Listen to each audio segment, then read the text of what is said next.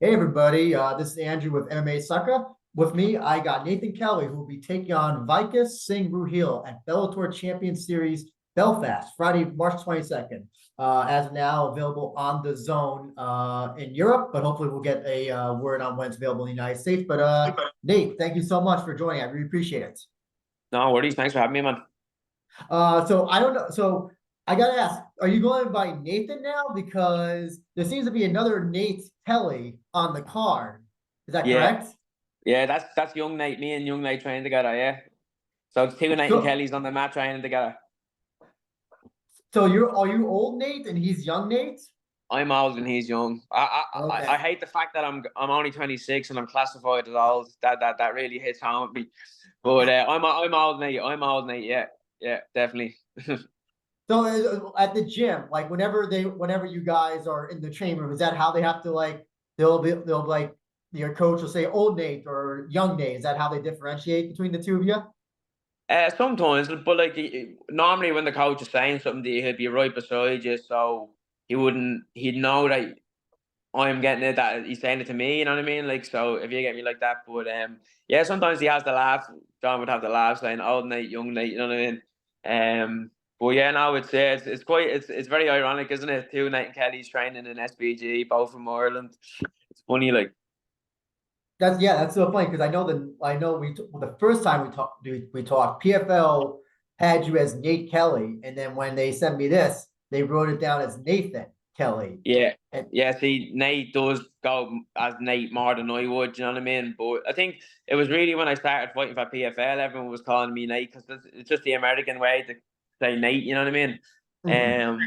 And then I kind of took off and stuff like that. But it's Nate, and it means the same thing. So I'm sweet with either or, you know what I mean? Just as long as they don't call you Mr. Kelly, probably. Yeah, probably. I'm getting to that. I'm getting out. Like I said, I'm getting old now. We got Mr. Kelly. Well, it's funny that you say that 26 is I shouldn't say, but you have had so many fights. You've been at this for quite a long time, where you might feel old, but you still are young in numbers. I mean, like, how do you feel yourself, like being in this sport for how many years has it been? It's been like 5, 6, 7, 8 years professionally, right? Professionally, since I'm 20, I went professional when I was 20, all those years ago. I only had, I think I had three fights from 20 to 21, and then I took a break, and then I came back when I was a little bit older. But yeah, no, like I have a lot of experience. Even at amateur, I have a lot of experience. Got IMF World Championship experience. So like I was blessed that I got some of the experience that I had to lead me into the pro ranks. But like I said, I'm only getting going in my career. So even though I'm a pro like this amount of time, I'm only really getting going now because the hiatus that I took really stalled and stunted me growth as a fighter. So when I came back, I was like, right, this is where I start. I'm forgetting everything that happened before. I was like, this, because I was 1-2. Like, I lost my first two fights, won me third, took a break, and then I was like, fuck it, I'm coming back with a fresh start and forgetting all the past. And this was the resurgence now of the next stage of me career. You know what I mean? So, I mean, so how does somebody who started as young as you did, and how do you continuously adapt to the sport? Is it just you just train? Is it like, yeah? I'm curious to know, like, how do you continuously adapt to keep up with this sport? I think just consistency, man. Like, just never not being training. Like, as a kid, I started when I was 13 training, and I just was like in love with the sport. You know what I mean? I was just in love with martial arts, in love with striking, grappling. I focused on jiu-jitsu a lot more when I was really young, like when I first started. But I always had the dream to fight MMA, you know what I mean? So it was all a part of the build to get to this certain point. But yeah, just showing up every day, showing up. I just really enjoy them, and I actually didn't even want to miss training. I was trying to get to every single training session I could. If I was allowed to do a class that shouldn't have been allowed to do, I was going. You know what I mean? I was putting myself in for every single class, and just started doing that all my life. And you just over the years of winning, losing a competition, and meeting new people who share different ideas to you, and you mature up, and you learn a lot about the sport, and you talk to other fighters, and you're fighting them, and you're following their journeys. It all breeds into the same thing, you know what I mean? Of just like loving the sport, and I think that's the reason why I adapted to it so much. Like, Is it also about training? I don't know so you're saying that you're training almost every day or every day when you're younger. Are you now training at the same pace, or as they say, are you training smarter now? well, I'm training more, obviously, because back in those days I was still in school, and I was still, then when I got to an age I was working, so I actually would have been training less, and trying to maximize what I could do when I was training, and which was good because you're weren't drained. Like, well, it's possible one way you say you're weren't drained, but if you're working or in school, like, you can be drained from that, and then your concentration goes. But I think for me, I was just so excited to look forward to training that no matter what way I felt, when I knew I was going to training, I knew I was going to be like on a great buzz and stuff like that. So, but I think then as well, it's just one of them things where you breed like routine, and you need that routine. And I think that's, for me, is something that's very important. And the fact that when I was able to leave my job and start my day with training, and then do my training in the evening anyway, it just, like, it was the perfect routine for the way my mind works and what I want as a person and everything. So although I'm training more, I still train smart because I have to listen to the body. But I'm definitely training more, and I have more time to train, which means that I'm improving twice as fast. So if I don't really look at it from a sense of like I'm gonna push myself too hard and break my body, because if I do that, I can't train for consistently for the next week. So training smart is definitely a part of it. Yeah. Hmm. Before we go into your fight at Bellator Belfast, I just want to ask as well. I mean, because you won the PFL Challenger Series. I don't want to ask if you are somewhat disappointed that you're not in this the playoffs this year, but want to get your thoughts. Like, did you think that you're going to be in the playoffs this year, based on your win from last year? Not necessarily. Like, I feel like it was just an opportunity. I got to fight. If it worked out, it worked out. If it didn't, it didn't, and it didn't. Like, but I think PFL just wanted to put me up for it and see would I be up for it against a good opponent. And the way it is, it's real hostile. There's only fucking 8 fighters in total, and we're all kind of always around each other. You know what I mean? So Hmm. I think there was a good test for them to see how I'd handle it, but no, I wasn't disappointed. I kind of knew the favors, the odds didn't really suit me as much because it was in the US, and a lot of my people would probably at home would have been able to vote, but if they weren't watching, obviously. But yeah, look, I don't really. Sure, when I didn't get, I talked to Ray, and Ray was saying like, we're gonna bring you back for a card in maybe August. So like straight away, I was like going away with a smile on my face. You know what I mean? Because he told me I was going to be on one of the playoff cards, and that I left there with a smile on my face, and I was delighted with that. And it turned out to be the Madison Square Garden one.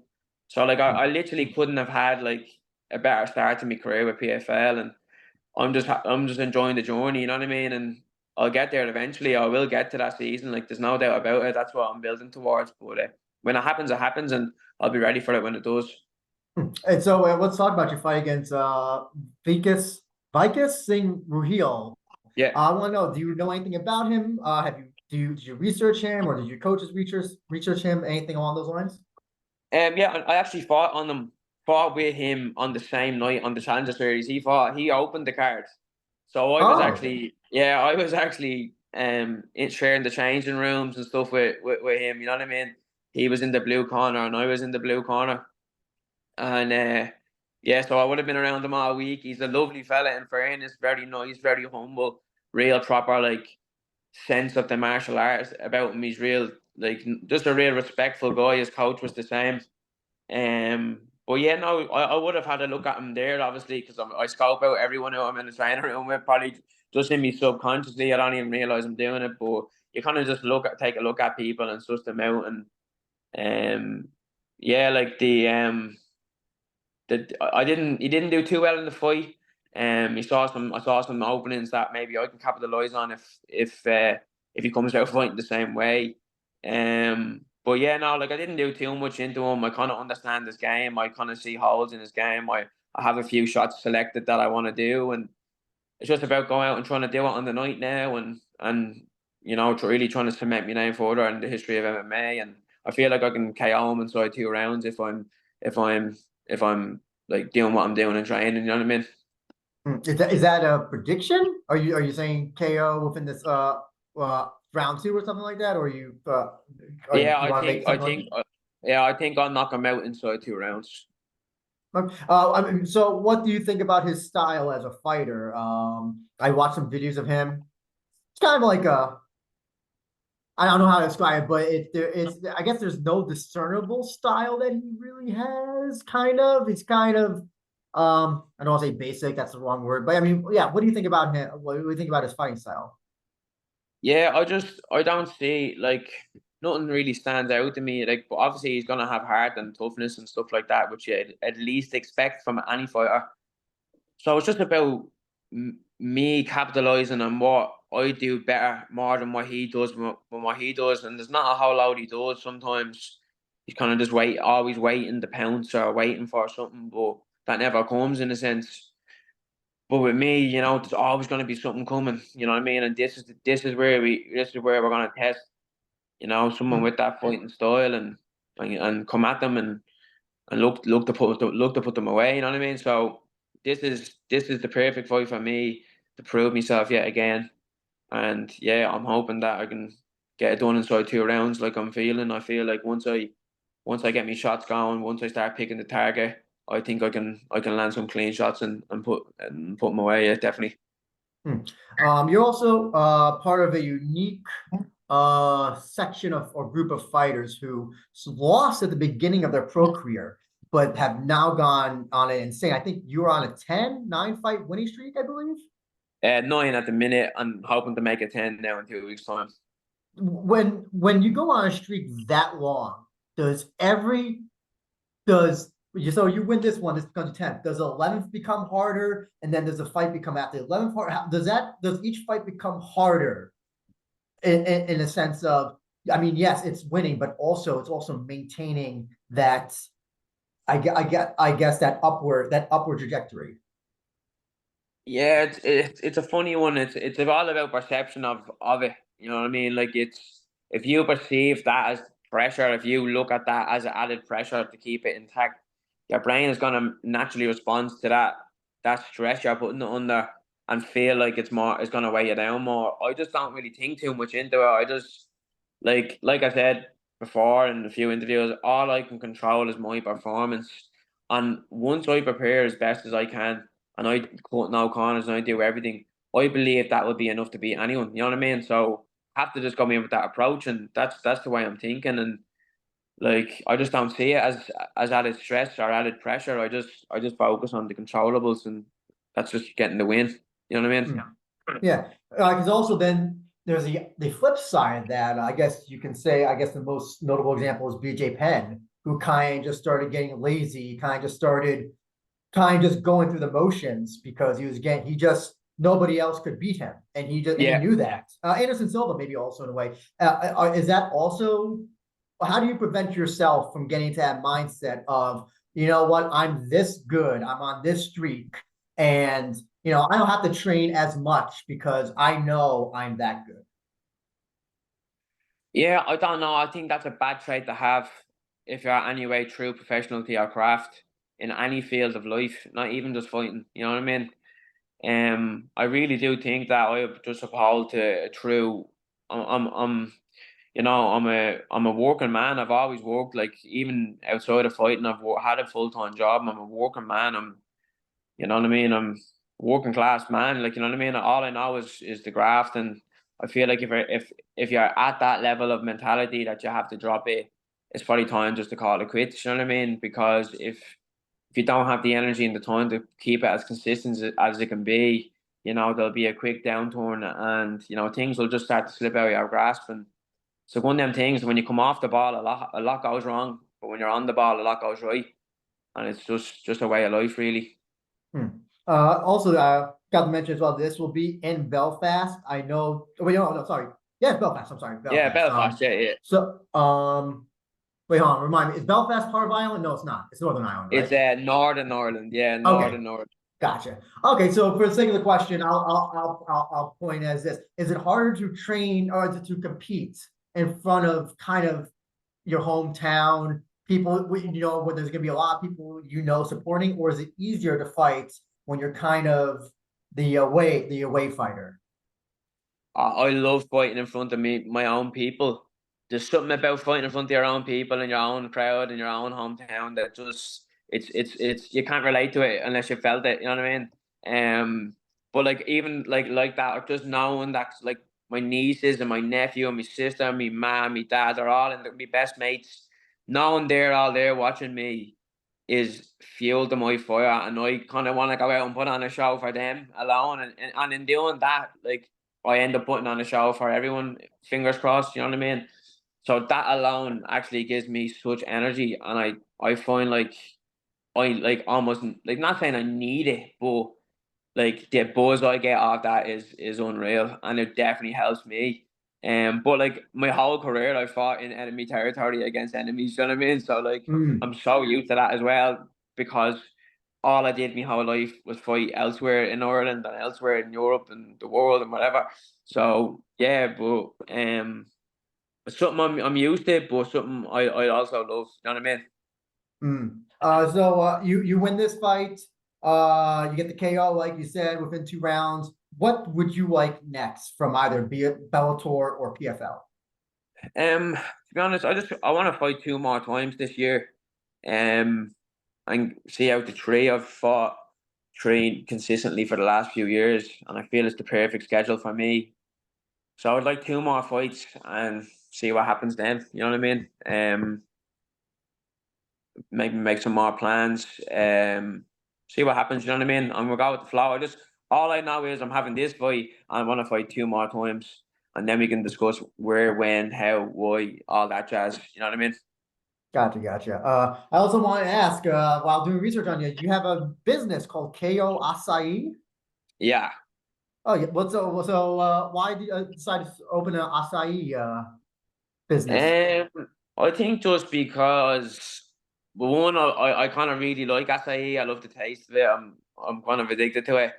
Um, and I just thought it'd be a good opportunity for me to do something on the side, little homegrown kind of project, and see what happens. So I just wanted to take the risk and see what happens. Really, just for a bit of excitement or a little bit of just curiosity, you could call it. But yeah, and I just set up. It's only like, don't get me wrong, I've only just like started it. It's like below base level at the minute, so it's going to take a little bit of time to grow organically. But yeah, just a little side project more so, just to see what happens. You know what I mean? Hmm. And just to clarify, this is actual acai, not the Brazilian acai that some people that type of acai. This is the actual fruit acai. Nah, this is the Brazilian acai.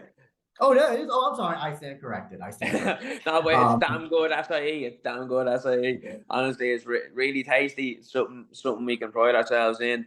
And yeah, nice little. I fell out of the gym on a Saturday, because I'm busy Monday to Friday, and just a nice little way to end the week for people who've put in a good week's training. You know what I mean? Gotcha, gotcha. And before we go, Nathan, Yeah. what I'd like to just in case if you have any last statement, comment that you'd like to make about the fight or your opponent, I want to give you the floor. Yeah, just if you're anyway unsure of how to tune in, it's gonna be on the zone. If you're interested in going to the fight, if you're around, go through my Instagram bio for tickets. Um, Thanks to all my sponsors, the Dream Medic, Get Late Carpets, Motion Masters for making it such a good camp as usual. Always getting behind me. You're gonna expect a really good night on the night. Definitely gonna be coming out to perform and show me levels. And I think in that is gonna bring for an exciting fight. So I hope you all enjoy. Mm-hmm. Actually, and I might as well just ask this right now since it's blowing up on the news right now. Did you hear about Jake Paul versus Mike Tyson happening? Yeah, is that real or is that like? Yep, it's actually official. It's on and Netflix is apparently going to be showing it. I'm assuming Is internationally. is Mike Tyson not like way bigger than him? Like, That's what I would assume that he is. I've seen Mike Tyson like recently. He's looking maybe like 230. I'm guessing. I'm sorry, I don't know what that is in kilograms. I would But have yeah, thought 230 to 250, like literally between 230 and 250. I would have thought Mike Tyson would have been. maybe That's they'll just wear. off the top of my head. Like that's just me thinking. He's probably lighter. He's probably in shape. I don't know, but I just thought initially I was like, that has to be fake because Mike Tyson's just way too big for him. But you never know what way money goes. You know what I mean? Oh yeah, well, apparently Netflix apparently put it out there, so I'm assuming it's real. Right. And maybe they'll wear special gloves as well, maybe 8 ounce or 6 ounce, maybe not the 4 ounces. I won't be 4 ounces anyway. Definitely not. Jesus, Uh, no. Mike Tyson would do damage in 4 ounce gloves. He does enough damage in the tens and twelves. Never mind the fucking fours. Like, oh yeah, that would not be smart on Jake's part to take a 4 ounce glove, Mike Tyson at no. all. But yeah, everybody who wants to check out Nathan Kelly, you can see his fight on Friday, March 22nd, Bellator Championship Belfast, and he'll be taking on Vikas Singh Ruhil, and as of now, available on the Zone in Europe. And yeah, again, Nathan, thank you so much for your time. I really appreciate it. Hopefully we get this in the United States as well. We get to see it, and yeah, good luck in your fight, man. We're looking forward to it. Thanks for having me, man. I appreciate it. No problem. Take care.